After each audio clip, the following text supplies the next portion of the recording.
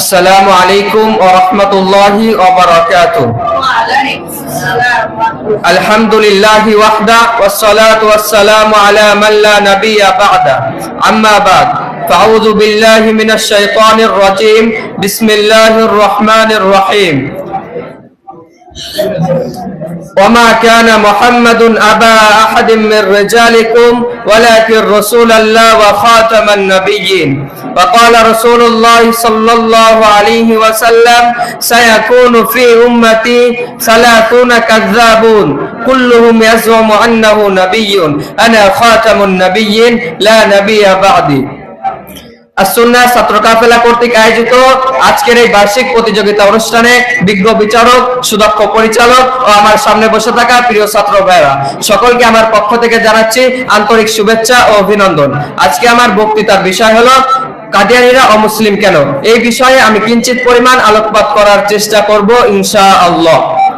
প্রিয় ভাইরা, ইমানের মূল ভিত্তিগুলোর মধ্য থেকে অন্যতম সর্বাধিক গুরুত্বপূর্ণ বিষয় হলো খতমে নবুয়ত, অর্থাৎ মহানবী সাল্লাল্লাহু আলাইহি ওয়াসাল্লাম যে শেষ নবী এবং তারপরে যে কোনো নবী নেই, এটা বিশ্বাস করা আমাদের প্রত্যেক মুসলমানের উপর ফরজ। এই মর্মে মহান রব্বুল আলামিন 1450 বছর পূর্বে কোরআনে ঘোষণা করে দিয়েছেন, মা কানা মুহাম্মাদুন আবা আহাদিন মির রিজালিকুম ওয়ালাকিন রাসূলুল্লাহ ওয়া খাতামান নাবিয়্যিন। মুহাম্মদ তোমাদের কোন পুরুষের পিতা নয়, তিনি হলেন আল্লাহ তাআলার রাসূল এবং সর্বশেষ নবী।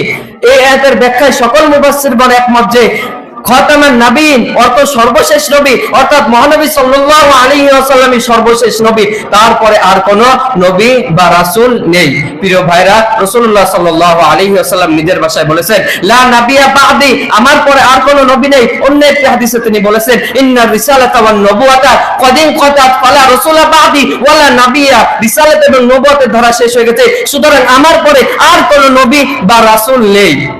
প্রিয় ভাইরা, খতমে নবুয়ত শুধু কোরআন হাদিস নয়, বরং সাহাবায়ে কেরাম, তাবেঈন, তাবেঈন থেকে শুরু করে মুসলিম উম্মাহ সমগ্র ইজমা দ্বারা প্রমাণিত।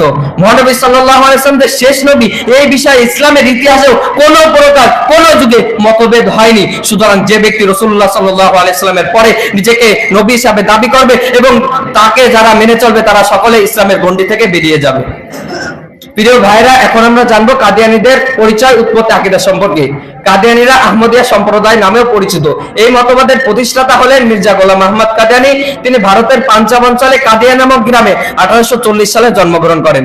1877 সালে তিনি নিজেকে আল্লাহর ওলি ও কাশফের অধিকারী হিসাবে দাবি করেন। 1885 সালে তিনি নিজেকে ইসলামের হেফাজতকারী ও মুজাদ্দিদ হিসাবে দাবি করেন।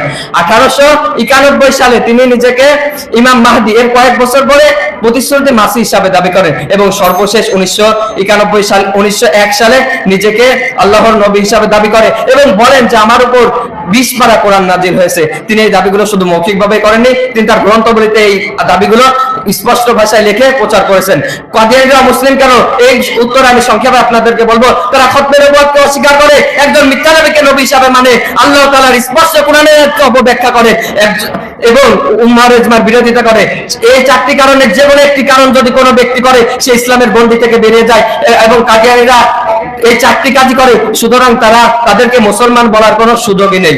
প্রিয় ভাইরা, এই পাকিস্তানে হাজার হাজার মানুষ এই কাদিয়ানীদেরকে রাষ্ট্রীয়ভাবে অমুসলিম ঘোষণা করার জন্য নিজেদের রক্ত দিয়েছিল, কিন্তু আমাদের এই 95% মুসলিম রাষ্ট্রে একজন ব্যক্তি কি দিয়েছে, নিজের রক্তকে ঢেলে দিয়েছে এই কাদিয়ানীদেরকে রাষ্ট্রীয়ভাবে অমুসলিম ঘোষণা করার জন্য, কেউ দেয়নি। সুতরাং আমরা মাদ্রাসায় পড়ি, আমাদের আদর্শকে এই ত্যাগী নিজেদের জীবনকে উৎসর্গ করার জন্য সর্বদা প্রস্তুত থাকতে হবে।